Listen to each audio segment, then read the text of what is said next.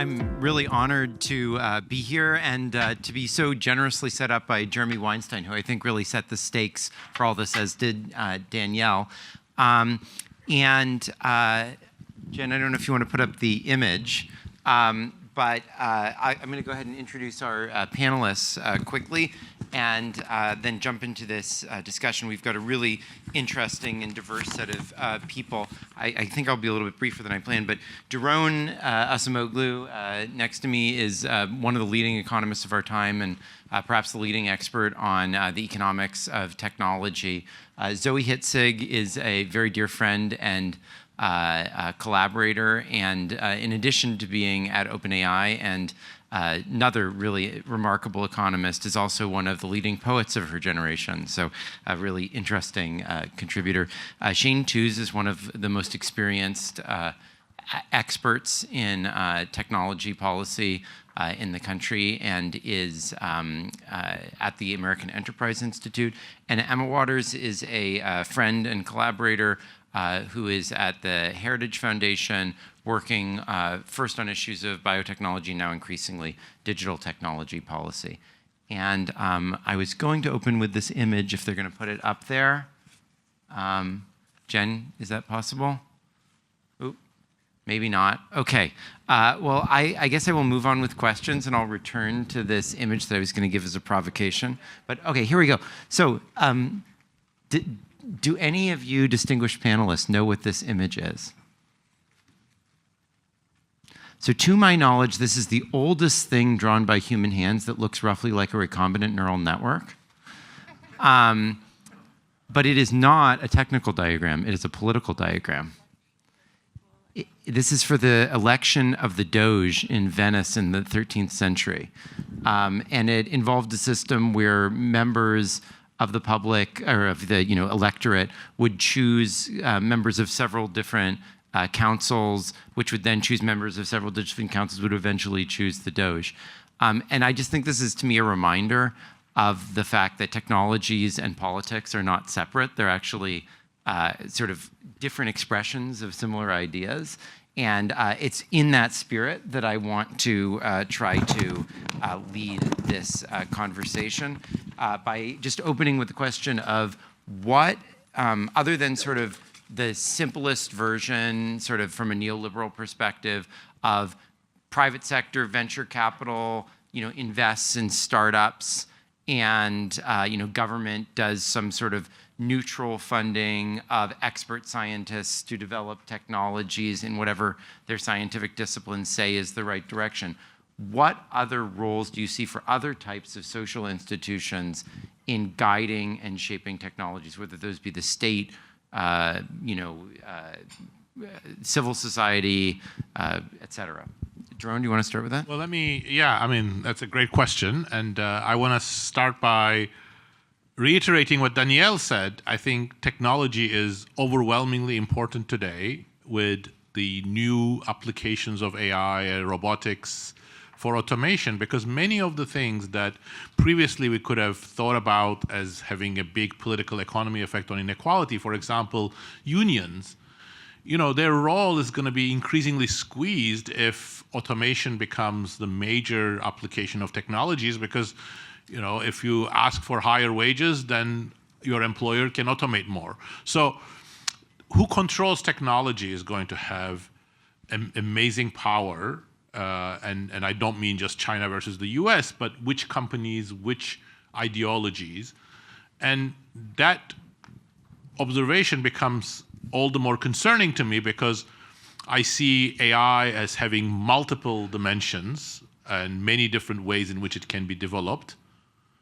And right now it is going in the direction of more and more automation, with information centralization in the hands of a handful of players, which will be used both in the production domain, in the context of digital advertising strategies, and influencing democracy, influencing dissent. And here is the difficulty. Every type of innovation, and even more so perhaps for something emergent like AI, they are organic processes. So they're very, very difficult to regulate. So even if we believe and we are fairly certain that the current direction is wrong, and we can understand why it's wrong, and I'll be very happy to think about both economic and ideological reasons why the current direction of AI is really pushing in a dangerous direction. What to do about that is not very easy, because you cannot have the government dictate where innovation is going to go. It's a very challenging problem, and one that has been understudied is, how do you actually regulate organic systems? I don't think there should be any question that you can regulate organic systems, in the sense that evolution is the ultimate organic system, but humans have interfered with evolution. Other factors change the direction of evolution. But when you do that, there are a lot of unforeseen consequences, a lot of details that are going to matter. And that's the sense in which I think we may need a sort of a richer paradigm about how to contend with, engage with emerging technologies, where it's not just some government bureaucrats who have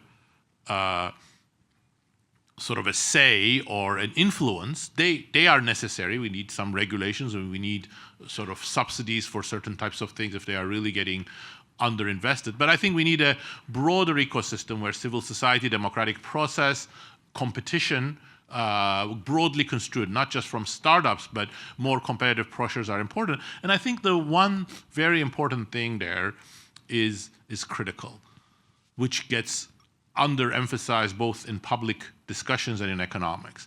I think inspirations and visions matter. I think if you have a good narrative that really crystallizes what's wrong with the current direction of innovation or AI, and what the alternatives are, and why they are socially desirable, while they are technically feasible, I think that's a very important part of a regulatory or a social influence process. And I think my take would be that we have to sort of have new concepts, and the one that I have proposed, although that may not be the right one, is to think of pro-worker AI, meaning AI that really tries to expand what workers can do, and why that's technically feasible and why that's socially desirable. So I actually think it's a perfect note to pass it on to Zoe, who is someone who brings creative inspiration as well as technical excellence to her work. So. Yeah, sure. So. I've been very inspired by the morning, and I think one of the things that I've been reflecting on is how technology has always been at the heart of the most fundamental economic questions. It's not like suddenly technology is everywhere and suddenly we have to think about it. I've been thinking about the old debates that go back to the turn of the century, when people like von Mises were arguing about whether we should have a central planner making all of the decisions for all of society. And there was this calculation debate that raged for over several decades, really, which was about how should allocative decisions, economic decisions, be made in society. And even then, the entire debate hinged on sort of technological questions. And in some ways, the people who sort of won that debate, Hayek and von Mises, were the ones who were saying, they had two kinds of arguments. One was an information processing argument, how much information can be processed by any single entity. And second, there was an argument about what kinds of knowledge can be turned into information in the first place. And so for them, there was this very clear argument that said, look, we can't have a centralized control, because on the one hand, there's no way of processing all of the information in the world in order to create the best, societal decision. And second, there are many, many forms of knowledge that, only the person on the spot would have, or many forms of tacit knowledge that can't be codified and turned into information. And so they kind of won the debate on those grounds. And the way that I see it, we're just in an incredible moment where those two arguments are crumbling really rapidly. I mean, they were crumbling slowly for a long time as, early developments in information technology and just, databases began existing and mediating information. but we're in a kind of precipitous moment where those two kinds of assumptions are crumbling and our intuitions aren't catching up quickly enough.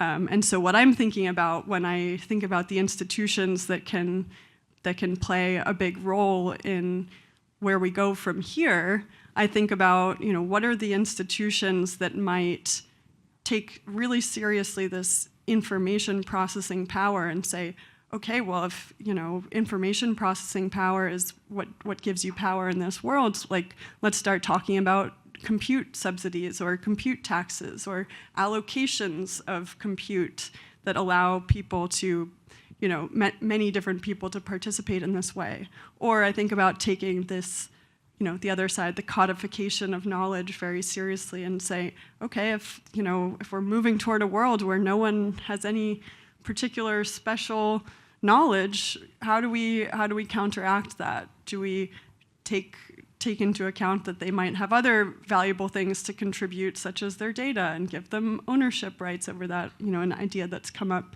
several times today. I'll leave it there, but that's kind of a framing for thinking about the different kinds of institutions that we might start to look for. Well, speaking of which, Shane is someone who's been very involved in economic institutions around digital policy and so forth. So I'd love to hear your perspective. First, I want to answer the question from the last panel everybody's still been thinking about, which is what would Mark Zuckerberg do with 30% less money? But it's really, I'm going to answer it as Meta, not Mark Zuckerberg, as there is a bunch of AI developers who wouldn't have been paid $100 million to go take over the offices of the metaverse that's now empty. So that's been on my head. So when you're talking about social institutions and kind of thinking about it from, when I first got into this space, it was around the whole internet governance area, and it did very specifically the domain name addressing. And through the Clinton administration, they had created something called the Internet Corporation on assigned names and numbers, and this was really about domain name addressing and the zeros and ones. And then they decided to do this multi-stakeholder process, which was fascinating to have to be sent to meetings to work with my engineers and then say, I've got to go find out what the non-commercial users are doing, or all these different little groups, which turned out to be they weren't the most helpful, but they were the most interesting conversations, because they were thinking about all these crazy things that could happen if we didn't use this just naming protocol correctly. And my head wasn't going there right away. So after being kind of trained in that internet governance space for quite some time, and then kind of seeing how it's gotten managed forward, and there's a lot of like Web3 applications now and things that are going on there. But I've been surprised with the conversations especially starting with like the UK Safety Summit, and then looking at UN, what they just recently, when they were meeting in September, and they had meetings in December about how to engage people. They've gone the other direction now. They all want to get into the tech because they're afraid they're going to miss out on like the big wave, where they've stopped thinking about the societal implications in these areas where you think they would be having those conversations. So I've been a little surprised that they aren't, I'm a big believer that you regulate the outcome, not the input. You regulate what it is that you're thinking about, which means a lot of our laws still apply. We don't need new laws in this area. We need to see, do the laws apply in this space? And instead, they're getting really engaged on the input, which I think is the wrong way to go at it. And then from that, we're kind of starting to mess with how the monetization of it might work. Great. Emma? Yeah. So one of the areas that I'm most excited about in the tech governance space is actually the rise of a civic society grassroots movement that, in part because of technology, is actually able to engage with far more force in our conversations around AI, biotechnology, bioethics, digital tech, and so on. And so I think a prime example of this has been the AI moratorium fight that occurred over the summer and has now recently occurred again through the National Defense Authorization Act. And so typically there is this sort of I think just a bit of an allergic nature in America to any sort of regulation. And there's this idea that for any great technology, any great movement, the less regulation is the better. And so that oftentimes means you just have this sort of free-for-all pursuit that tends to follow what companies want, what corporate entities think will make the most money, with very little concern, or at least directional concern, for the well-being of the users and the most vulnerable in society. But with things like the AI moratorium, which was being led by some of the most powerful figures in the world of AI, we've actually seen a fascinating shift where informal coalitions, grassroots movements, civic society as a whole was actually able to play a very powerful role in actually getting Congress to remove it, both over the summer and in the NDAA, which is something that I think many people thought was just a foregone conclusion, that if you have these top business leaders working in it, they're most likely to get their way. Congress will simply go the direction that they have set, and that will be the case for technology policy. And yet that hasn't played out. And there's a couple of areas in biotech where that's also the same. So I'm very encouraged about the role there and sort of the changing way that we're having these conversations, the way that we're conceptualizing of technology, how the individual person, how younger men and women are engaging with it. I'm a Gen Z person, part of Gen Z through and through. And I think my generation is way more skeptical of AI than the older generation. So I was at a conference recently, and there was much older individuals at the table who were like, AI is amazing. There's so many things we can do. If we just have the right framework in place, it's going to succeed. And then there was a couple other Gen Z at the table, and they were like, I don't know, digital tech's kind of been terrible for my generation. I really wish we had thought about this more before we implemented it. I don't know, maybe AI chatbots for all my classmates has been really bad for our society. And so there's this fascinating generational shift too, where they're using the technology, but they're using it, I think, far more thoughtfully to really engage and require more of these companies, more of these technologies than we've seen in the past. Well, there's a lot of really great tensions there that I'm going to circle back to in a minute. I just want to ask a few more questions to put a few more things on the table, and then I want to circle back to some of the discussions. One thing that what you said reminded me of, though, is there's this amazing process that comes from the Iroquois people that's now being used in Japan, where people are embodying their ancestors and their descendants and having conversations about major decisions being made. And it really makes me think of exactly the sort of dynamics that come out of the tensions that you're talking about. Doron, I wanted to turn to you just to put a little bit more on the table.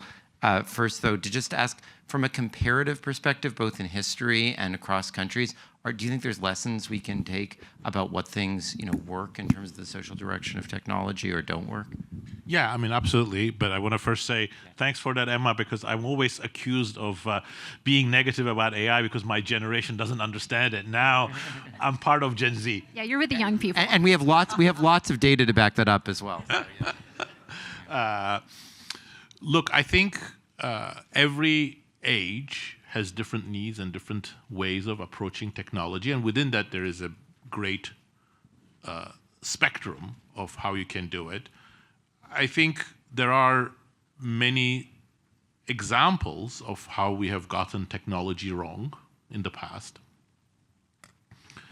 We've used technology mostly for military purposes. The Industrial Revolution, early phases were all about displacing workers and putting them in really disciplinarian, horrible working conditions and horrible living conditions, and also displacing the better paid workers from their jobs.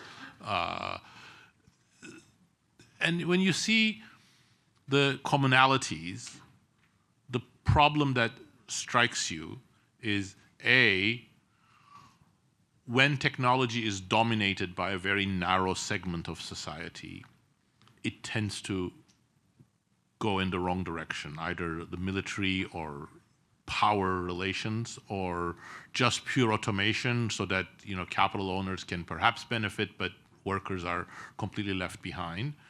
And it does not exploit the collective knowledge.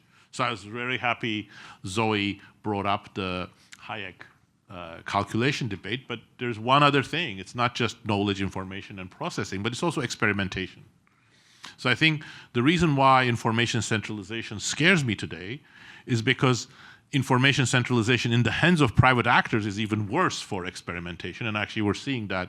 And I think better examples of technological development is when those experimentation aspects have been at the forefront.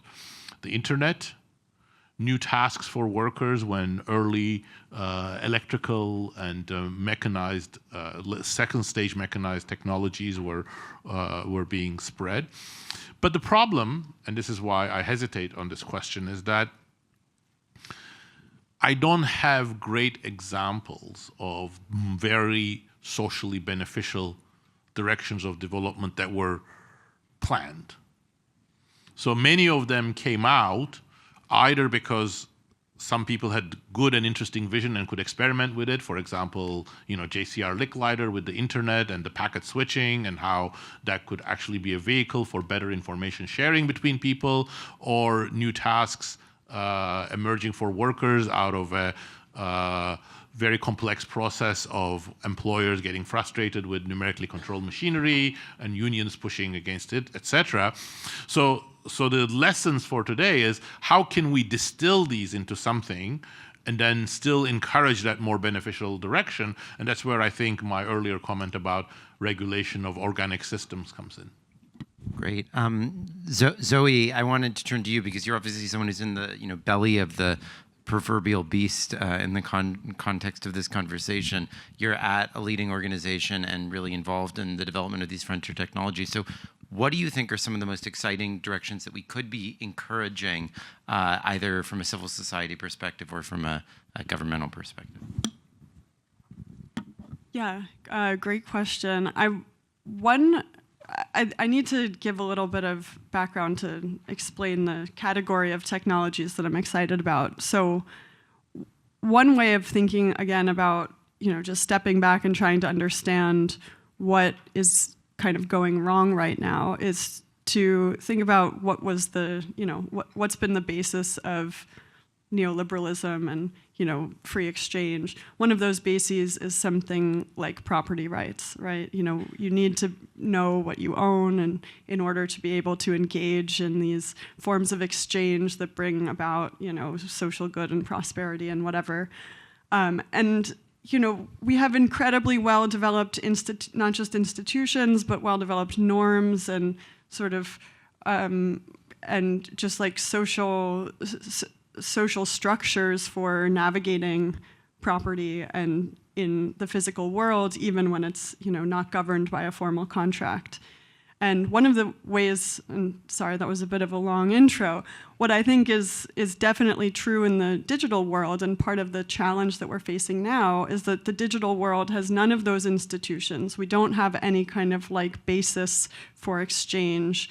We don't have a clear sense of who owns what. We don't have any sense of individual or social norms about how data should be used. I mean, of course, there are laws that govern some of this, but compared to the incredibly rich and well-developed set of institutions and frameworks and norms that we have in the physical world, the digital world is just completely confused. And so I think often we try to bring our intuitions from the physical world into the digital, and we get completely confused. And so one of the kind of areas of technology that I'm very excited about, and that I think can really sort of help us navigate these transitions more gracefully and toward greater social good, are things that sort of bring more property-like structure to the digital world. And that doesn't have to be just a right to own and not have people trespass and destroy some collection of bits. It doesn't have to be that straightforward. It could simply be some other kind of basis for transacting, whether it's a digital identity system or some kind of context protocol that allows you to sort of bring your information around with you, as opposed to having it be locked in certain kinds of platforms. There's a whole range of sort of specific property-like institutions that we could start talking about that I think must be a part of any sort of solution to counter some of these aggressively centralizing dynamics that are concentrating an enormous power. Awesome. Shane, I wanted to ask you, you've been working, as you said, for quite a while in the technology development space. And what do you see in the past decade as the most positive thing that you've seen in tech policy in the United States that you think is taking things in a good direction? I still think, a lot of things, I know AI is eating the world, but we have been seeing some amazing leaps that are things that are not necessarily AI, but especially in the medical area. There's just so much where pattern recognition, which is what most AI is really good at, have allowed us to do things. I mean, when a lot of women in the room, when we get to go get a mammogram, and then all of a sudden they said, hey, by the way, we can check your heart while you're there. And you're like, have you always been able to do that, but you just now figured out that if you charge me an extra $100, I'll pay for it? You know, like, it's just one of these things you're like, okay, what else could they be doing the whole time? But like for a bunch of reasons, healthcare is only paying for this, but while you're there, you could be telling me other things about myself. And then also realizing that psychologically we need to get people ready to be able to make these decisions. Like, what if you knew so much more about your own personal history and your family as far as like things like that? And that's in health, but I also think that it's a matter of system thought process. So you're like, if I could incorporate more technology into the things that I do to make better decisions. And a lot of that, I mean, is an idea of like, it depends on what apps you're using. You can be, it'll forward think and forward process information for you. And I think we've gotten better about that. And that may be something that I think maybe Gen Z is just more intrinsic in. They do it without thinking about it. Some of the older generations, I never really understood that phrase, who moves my cheese, until I started dealing with my mom lately on some things. And it's like, it's not the way it used to be. My mom actually said the other day, she goes, do you want me to go get the phone book? I was like, that's right. There's a whole generations of people who have no idea that we used to just put books of information out and we weren't upset about it on people's doorsteps. So, there's just sort of a migration of how we think about information flow, and then how do we use that information flow to benefit everyone, and not necessarily meaning financial benefit, but like, as a societal benefit. Awesome. Thanks so much. And I think that bridge, the medical side, is actually great for Emma, who has worked, as I mentioned, first in biotech and increasingly in digital tech. And I think that Emma kind of, to me, symbolizes this really interesting transition which is occurring, which is sort of religiously motivated political actors have traditionally focused on sort of reproductive and biotechnology policy and maybe not been as engaged with digital technology policy. And I'm curious how you see that evolving now, Emma. And I completely agree with everything you said on medical tech. I think that's the most exciting frontier for AI and everything that's going on. But with the thinking about after neoliberalism, and Danielle, it's such a pleasure to be here. And it's so exciting because I came into politics in the 2020 version of the After Neoliberalism conference that was rethinking all of the norms that the left and the right had held. And I finally found people articulating that in the early stages. And I thought, yes, that is a part of a political movement I could be a part of. And one of my favorite things about this space is the emphasis on the whole person's embodiment and expression in the world, but also crucially, their spiritual well-being, their spiritual realm. Even if you don't identify with a traditional religion, I think that humans are necessarily created in such a way that we are made to worship. We are made to find things that we love and be shaped by those habits and affections. So even if it's not a traditional religion, we are all motivated by those things that we believe in and hold to be true. And so that willingness to bring religion, to bring that into the conversation, I think has been such a refreshing part of the discussion, because I think we're able to now have what truly is a whole person consideration. So with digital tech and with a number of different policy areas like that, I think there's a couple of iterations that we've seen. The first is that we have finally started breaking down the doors of the myth of moral neutrality, that there was somehow this public square out there where we set aside our religious beliefs and we went in as these persons to think about ideas completely distinct from anything we might believe outside of that, or where we might worship on Sunday morning. And I think the willingness to set that aside, to realize that's no longer the case, has been a fantastic development. And one of the quotes that sticks in my mind, and I think this is a paraphrase from someone, but religion is the mother of ethics. To have a conversation about ethics, to have a conversation about how we ought to use technology requires the role of religion and religious leaders and religious persons. So to be able to be here as an evangelical Christian and contribute to the policy discussions and the way we think about digital tech, I think is a massive step in the right direction. And to be clear, when we talk about this, when we say we want technologies or technologists even informed by religion, what we're not saying, or what I'm not saying, is that we want to see technologies become like a religion or become religious, but we want to have room for religious persons to influence them. And I think one of the best ways we've done this is the recognition that technology is not a neutral force. This is something others have spoken about very eloquently today, but there are no neutral principles, and especially our digital technologies and social media, the applications that we're using, our smartphones. are an incredibly powerful force, shaping the way that we think, the way that we see ourselves, the way we interact with the world. So Marshall McLuhan, a Canadian philosopher, famous for The Medium is the Message, he talked about how we can't judge a given technology simply by what it does, right? Facebook is an app. I click on my phone and I connect with people. But we have to judge technology by the psychic and social consequences that it bears upon a society. How does it change the way that we think, the way that we see other people, the way we interact, the way we even conceive of social ability? The fact that there are screens all in the room, how does that change the way that we engage? I found myself staring at the screen of us on the side instead of looking at the panelists for half of today, even though they're equal distance from one another and from me. And there's no reason why I shouldn't look at real human beings and not the screen, and yet I was drawn to the screen. How is this changing the way that we think?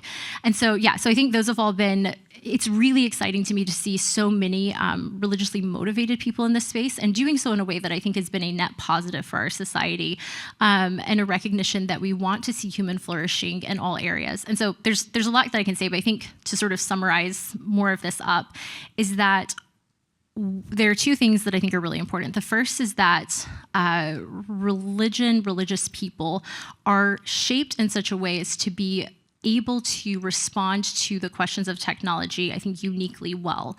There's a recognition of the goodness of the human person, though fallen and in need of redemption, inherently good and a thing that we ought to protect and uphold. There's a recognition of suffering and how God can redeem suffering and even is with us in suffering. So it's not something we should try to escape at all costs through digital technology. There's a recognition of the transcendent and things beyond ourselves, and most importantly, crucially, a recognition of our limits as people, and the fact that it is good, it is even actually good for technology to recognize certain limits and to steward and channel technology with a clear idea of what are the human goods that we want to seek, and the limitations necessary, maybe the guardrails necessary to guide that. And then the second and final thing here is that I think the way that we've approached this has been fundamentally disordered, where typically what happens is a technology is conceptualized, it's created, it's implemented, and then there's space where ethicists and religious leaders say, but wait, I have thoughts. And so what happens is that it makes, instead of technology being formulated with the insight and perspective of religious persons on the front end, you sort of become like these reactors or commentators simply saying, well, if you're gonna have this technology, I guess this is how we could sort of make it work for people. And that's not actually taking into account a vision of human flourishing at the beginning and shaping the technology. It's more like putting people in an awkward position where they, fight trying to be a Luddite. But yeah, those are a few of my thoughts on that topic. Did you want to invite people? Yes. Yes. Okay, we have this great quiz. I totally forgot. Okay, great quiz. Pull out your phones. And here we are talking about phones again. If someone can put up the QR code just to make it easier for people. Yeah, so we just have a quick poll. But I think in talking about religion, thinking about the way that it shapes us, we have a quick poll for you guys to take, just looking at religious affiliation to see where people are in the room. And you go to the right-hand side when you click. The left-hand side's for Q&A. Right-hand side is for the poll. So. Anyway, people can do this as we continue the conversation. Thank you so much. Emma, I think there were some really interesting tensions there. Daron, I know you wanted to pick up on one of them. Do you want to go on? No, I mean, I actually mentioned the thing that was triggered by Zoe's. Okay, well, maybe I'll raise a few tensions that I saw, and maybe some of you can pick up on them. One I saw was, Zoe talked about this thing about centralization, decentralization, where is information being produced? I think that is an interesting relationship to some of Daron's ideas about, the types of communities that are needed to facilitate experimentation. I think Emma was really raising this question of civil society, questions about technology, how those checks and balances work, which is obviously in tension with maybe some of Shane's thoughts about where these different groups engage in the process. I think some of Zoe's ideas about property and what does property look like in this space raised some interesting questions that I know Shane is engaged with around, name addresses and so forth, and curious how you think about it. So I don't know if any of you want to raise any of those issues before we turn to the audience. Yeah, please. Yeah. I mean, I think one issue is exactly this question of experimentation. I think just to build on what I said and what Zoe said, it would be a very narrow reading of Hayek to say that it's just about the computation. It's really about whether people experiment by their economic decisions, by their social decisions, and communities experiment, because some experimentation cannot be done at the individual level, that then builds enough information. And I think centralization is a big problem for that. But there's another sense which sort of perhaps intersects with issues that Emma is talking about, although I have absolutely zero expertise to talk about anything spiritual. But I think technologies could also be centralizing in the sense that they force all of the users to remove their local variation. The way that I think about this is influenced by James Scott, who sort of thought about the issue of state intervention. It's not working. And one of the very interesting ideas that he... Hold on just 1 second. I just wanted to alert people. I think something happened to the poll. I think it might have disappeared on the back end. So if anyone can fix that, that would be great. Sorry. Go ahead, Doran. So yeah, one of the very interesting ideas that James Scott advanced is that top-down schemes in general and state control in particular require to remove local variation in order to make society or what they're trying to regulate legible. And I think certain technologies and AI have the same tendency, because AI is trying to, in some sense, collect all of the information in society. It has to simplify and perhaps get rid of some details, and those could be some important community level details about how people want to use information, what they want to experiment with, how they want to organize their lives. And if that's the case, I think the costs of AI along its current path could actually be even greater, because it would be a true barrier to any type of experimentation. I don't know whether that intersects with some of the things that Emma was saying. Anyone else want to pick up on that? I'd be happy Yeah, to pick yeah. up on something there. And I was really inspired, Emma, by some of what you were saying about how, some in this movement to what you're seeing is you're seeing a lot more of like the whole person coming into these conversations. And that really sort of resonates with me and in an odd way sort of resonates with what I was talking about property, where, there is this like kind of fundamental thing that we might like to be able to own or control in digital space, which is something like our likeness and our representation of ourselves through data and our many, many interactions. And there's something, really kind of terrifying about conceiving of ourselves as the sum of all of our transactions and all of our data. But that's terrifying to us, or at least it's terrifying to me, because I don't have any control over it, right? And going back to what I was saying earlier, we really don't have any kind of social norms or intuitions about that. It's just really not well developed at all. Whereas like, if I leave my jacket on a chair here and Daron like walks home with it, like it would be kind of strange, right? It wouldn't fit me. It would be kind of strange, and we all can recognize that that's sort of strange, but at the same time, when a friend takes a photo of me and sends it to another friend, like without even considering that they might want to consult me, it's like, how come we don't have any kind of way of grounding our understanding of who we are in data?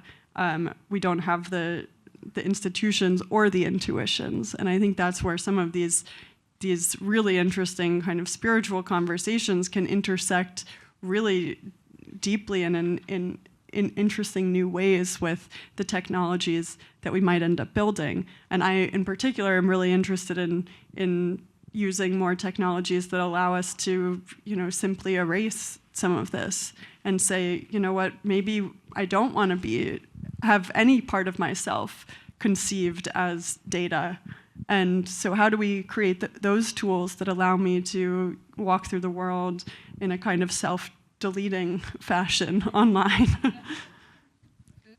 Shane, yeah? I guess I'm going back Please, to what you were saying about property rights, but I find that kind of interesting, and I layered that in. I wonder if we've lost that moment with data where we could have, if we had formulated this differently and we saw the value and people realized the value of their information much earlier in this process, we could have had some sort of economic, lever or measure on it. Instead, we just still spew information off. We complain about it, but we just spew information off, and other people are making money on it the whole time, to the point of it's like you want your digital soul back, but you just don't, can you buy it back in bits and bytes? And then you're having to buy it back. You're like, I want this, but I don't want that. I want what you want to give me, but I have to give you more than I'm willing to do that. And still a lot of people don't understand that exchange that's going on. So I think it was Heather that was on the panel earlier this morning. She just kind of an offhand was saying, we need to figure out the economics of the data. And I was like, no, I want to know if you've actually done any work on that, because that is something that's always going through my head. Is I just did a piece the other day. I was on a group called Inner Isle, did a study that criminal activity online is now the 4th largest economy in the world. It's right behind China, the United States, and India. And it's not in the. It's huge. It is I think it's around. We had a disagreement about it's either 17 trillion or 10 trillion, depending on which study you use. But it's in the trillions, and that's all just money coming off of us with the data that we're spewing out there. And then there's all these kind of traps you get into.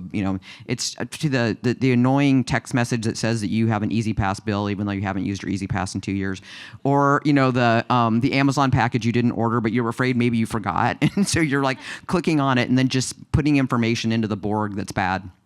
So there's there's a lot in that idea of how can we rebuild on that in kind of the next generation. For those who haven't seen it, I recommend to you Jaron Lanier's book, Who Owns the Future, which is just almost unbelievably prescient at this point. But Emma. Yeah. Well, then switching the conversation a little bit, the results from the poll are non-observant, 24%. Jewish, 21%, Catholic, 18%, atheist, I think 16%, Protestant, 10%, and then other Christian, 8%, which is probably about what we would expect to see here. So, I think the thing I would say is very humbly, as the major minority sitting in this room right now, much more minority than I maybe expected, this would maybe be my very humble opportunity to make the case to you all of how can we rethink and how can we think strategically about the role of religious voices, even if, non-observance, 24%, but the rest are, affiliate with something. But even if one isn't religious, what is the merit of an opportunity to incorporate religious persons' religious thought or principles in the way we're thinking about technology and governing it? And I think there's a couple of things here. One is sort of to your comments, there's something that I find so revolting about the idea of having to buy yourself back from the internet. It's really bad to buy another person. It seems really bad to have to buy yourself. That already fundamentally tells you that you are enslaved to a master that you did not consent to, or you did at least not knowingly consent to. And now we're in a position where we find ourselves enslaved, and you see this with the story of the Israelites in Egypt for 400 years and leaving. They're wandering in the wilderness for 40 years, in part because of their disobedience, but in part because it takes a really long time to unlearn the habits of servitude. It requires a lot of very intentional thought and formation and prayer to actually learn how to govern yourself well and to be a truly free individual. And I think that is very much still the case today, where we must learn how to govern technology rather than being governed by it. And I think the reality is we're all to some degree governed by it, more than we would probably like to admit. And yet there has not been a sufficient space or time to teach people how to govern technology well, to truly be the masters over the technology and not the other way around. And I think that's where I, for one, would really like to see religious institutions and persons really lead the charge on this, to set firm standards and boundaries for how we interact with technology. There are many, many religious groups, even in DC where we are, who have really amazing relationships with technology where they don't give their kids smartphones until a certain age, or they have tech-free Sabbaths where you turn the phones off, you set them aside, you're simply present with your family.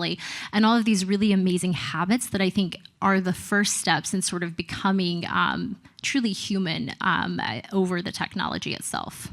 Thank you so much, Emma. And one thing I would emphasize is Emma gave the statistics. We can put them up on the screen if you want to see them, but I think you'd find it probably even more distinct from the general population in the tech industry. And I don't know if anyone ever looks at these DEI reports that tech companies put out, but almost all of them discuss religion as an interesting direction for future analysis. And as far as I know, I've never seen a single one that actually put up a chart like this. So it's kind of an interesting issue. I want to open it up to the Slido, so maybe we can transition to pulling those up for us, so we bring in the audience a little bit. Okay. What sort of humanistic values should inform the capability and limits of AI? And to what extent should those values be universal versus localized? This is a conversation that Zoe and I were literally just having an hour ago. So Zoe, do you want to say anything about that? Or I'm sure that Daron and Emma have things to, and Shane have things to say as well, but yeah. Yeah, I mean, the short thing that I'll say, and to try to be a little bit optimistic here, I do think that there are really exciting developments in AI and machine learning that are really trying to take seriously the idea that humanistic values are plural, and we can't pretend that the alignment problem is like one single problem that we will solve once when we find the values and make the AI do the values. Like, luckily, we're moving beyond that kind of simple conception of alignment in machine learning, and there are some really exciting developments that I've been lucky to be a part of, trying to innovate both technically, on the technical side, and in new forms of data collection to try to not take a priori stand on what values should be considered legitimate, and instead really try to do as much as we can to bring in the real voices of real people to tell us what values ought to be considered. So that's just one short comment. Shane, did you have anything? A note of optimism. I'm the practical. I think of everything in practical things. So I was thinking, somebody earlier was talking about how jobs of the future are services, and as somebody who is perpetually checking in or out of a hotel, it's like I realize they're just going to give me the people back when I spend more money. It's like now you go to some place and you're like, okay, I just get to deal with the machine and hopefully this goes well, and then you're like, could I just? Is there I'd have to plus up to get to a human experience, and then eventually I'll pay a lot of money to go to a hotel where everything I deal with is with a human. It's just sort of like, if that is really where the services are going, because right now I feel like we're diminishing all the services to just make everything as simple and as universal as possible, which sounds maybe great on an org chart, but in human, anybody who's gotten lost in a phone tree or just wants to get the hell out of the phone tree knows that they haven't thought of every question that you might possibly ask, and you just keep yelling. I just usually try representative, but I'm from Washington, so I always say that. Another question is, has living under neoliberalism for 4 decades impaired our capacity to imagine better ways to manage the impact of technology? Emma, do you have thoughts about that? I think the short answer is yes, absolutely. And yeah, maybe to spare being too repetitive here, it seems to me that so earlier this year, I co-authored a statement called The Future for the Family Statement. It was published in First Things. Brad Littlejohn, who will be speaking on a later panel, was one of the authors. Glenn signed on along with many others in the room here. And that was one of our early attempts to really put language to the frustrations we had with, we'll call it neoliberalism, which is that we had set up this sort of market, the free market pressures that will necessarily be good. It'll guide technology where it goes, and then we'll just figure it out from there. And I think that this sort of laissez-faire approach has been incredibly detrimental to our ability to steward technology well.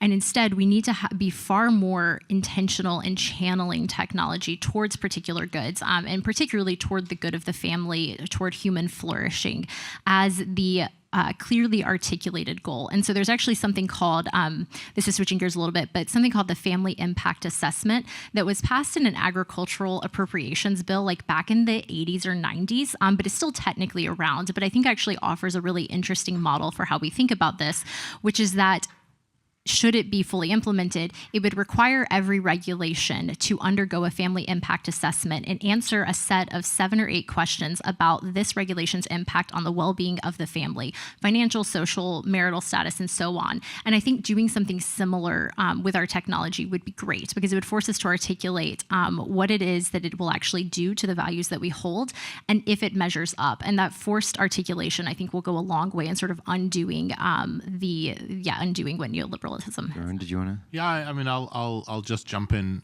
as well. I mean, I think it's probably very context dependent what sort of values are going to be very important in sort of guiding technology, but probably a good umbrella would be human autonomy, because I think it covers 2 things which are going to be very important. One is that I think in work, we really need the workers to be in the picture, and not just for the reasons that otherwise this is a really dystopian society where workers are sidelined, inequality becomes very, very extreme, but also I think the current structure of AI and probably the foreseeable structure of AI is not really the same type of intelligence that humans have.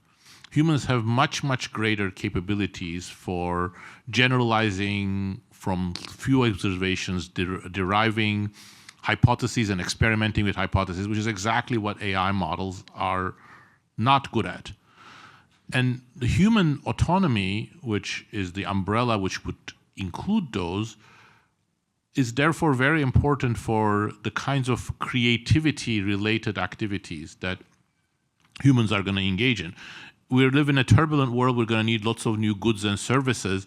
The real out-of-the-box thinking will have to come from humans, if especially they can be complemented and helped in terms of information provision or perhaps other ways with AI models. But also, I think autonomy gets us to meaning. In many things, we want to interact with other humans, and it is the other humans' intentions. A useful thought experiment that people can think about is, you read the first page of Hamlet, and you think it's inspiring. If monkeys were typing Hamlet and one of the monkeys happened to type something that looks like the first page and you read that, you wouldn't find it inspiring if you knew it was typed by a monkey, because the monkey did not have the thoughts and it's not trying to communicate to you. So I think a lot of AI generated output is going to have that lack of meaning, and especially when it's in the service domain. You want to interact with people who have empathy and are providing services to you that are empathetic, in addition to being more efficient and better. So I think that meaning is also related to human autonomy, that we're not just machines, but we are making some choices related to our agency or autonomy. So I think perhaps that from a non-spiritual person, perhaps autonomy is something that could actually be an umbrella term that is not as value-laden as some of the other.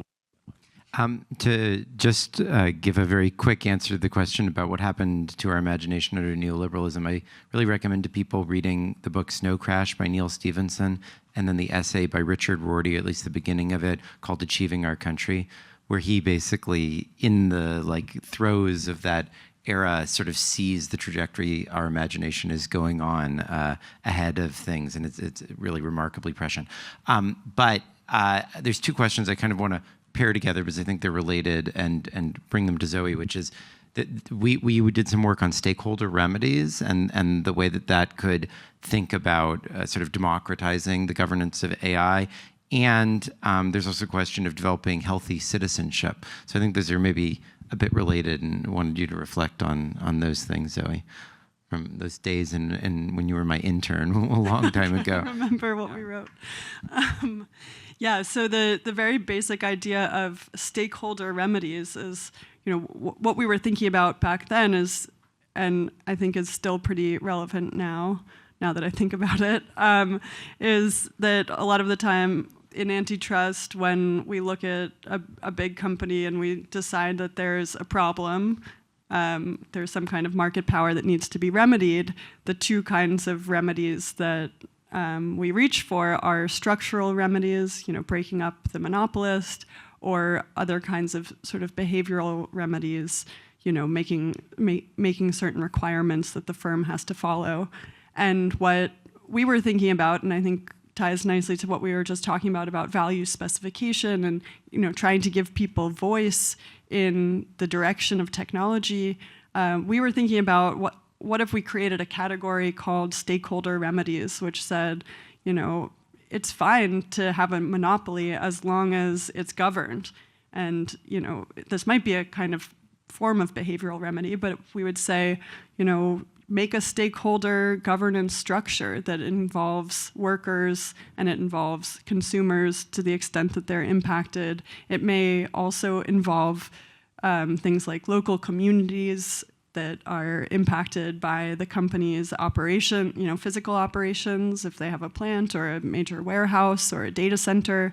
What if we took this perspective that actually, a remedy to market power, a way to kind of have it both ways and have all of the benefits of scale is to actually, bring in democracy inside the firm. And of course, different places around the world have different kinds of workplace democracy, mostly around like giving workers voice. But I think there are really exciting possibilities for giving consumers voice, especially on users of digital platforms, and more broadly, stakeholders as well. And you should look at the democratic inputs to AI work that Zoe's been involved in that's trying to do a little bit of that at OpenAI. But there is one question that's gotten a lot of upvotes, so I want to turn it to you, Doron, because you've thought a little bit about this, but Zoe has as well, which is, what could ownership or other sort of agency structures around data look like? And you've written about some of the challenges for that. And what do you think, Doron? Well, first of all, I want to start by saying that I think it's not necessarily too late. So you're absolutely right, Shane, that we missed big opportunities on data ownership. But I think the industry is going to get stuck with a scarcity of high quality data. And at that point, they really have to think about how can we encourage the production of high quality data. And for that, they will need property rights. But right now, we don't have the infrastructure for it. So I think it's not a meaningful question according to US law, for Zoe to say, well, I don't want my photo to be sent via Instagram without my consent, or my output that's on public forums to be used for training. So I think we need to change the law, and I think when the opportunity comes, it's very important that we think expansively, in particular, not just individual ownership, but just as Jaron Lanier and Glenn have also argued, so you allow collective ownership of data as well, because one problem with data ownership is that in a lot of domains, people's data are going to be very substitutable. When that's the case, agents or organizations who have power, like OpenAI or Google, can create a race to the bottom that all prices go down to zero because my data is so substitutable to Zoe's, she cannot get anything out of it, etc. So that suggests that you may actually need institutions and therefore legal standing for collective ownership of data.